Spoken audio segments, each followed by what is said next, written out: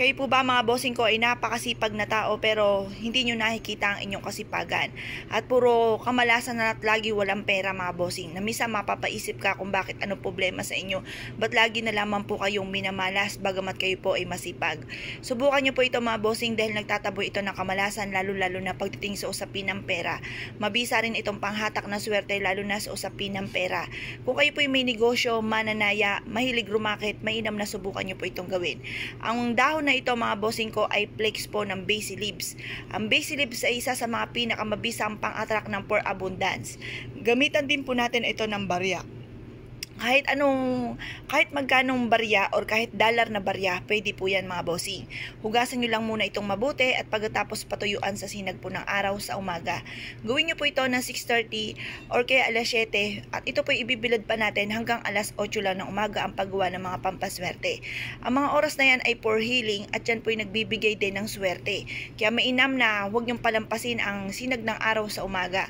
Papasukin ang swerte. At pagkatapos mga bossing ko, kunin nyo ang inyo pong maliit na lagayan ng pera kung meron kayong box ng pera or kaya po ay meron po kayong bit-bitin lagi na bag or kaya po yung sapatos nyo, pwede rin po, pati ang pitaka mga bossing. Ipagpag nyo po yan, alisin nyo muna ang mga laman at pagkatapos pasinagan nyo sa sinag ng araw. Budbudan nyo po nito mga bossing bukod sa papatong po ng ati po 5 piso or ng barya po ninyo dito sa basil para manood po yung pinakaamoy ng basil sa 5 piso. At pagkatapos nito ay pasinagan nyo sa sinag ng araw yung mga nabanggit nga po natin ng bag at wallet at ganda na taguan ng inyong pera. Pwede rin po kung meron kayong kahadihero at ito po ay nabibitbit, pasinagan nyo po yan sa sinag ng araw.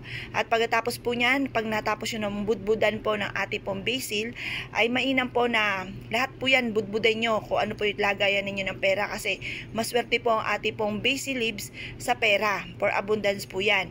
Ngayon po mga bossing, isiksik nyo sa inyo pong pitaka, ito pong ating 5 pesos or kaya sa inyo pong bag or kaya pwede rin magawa kayo ng unton at ilagay sa bulsa, bitbitin kahit saan kayo magtungo at susundan kayo ng swerte.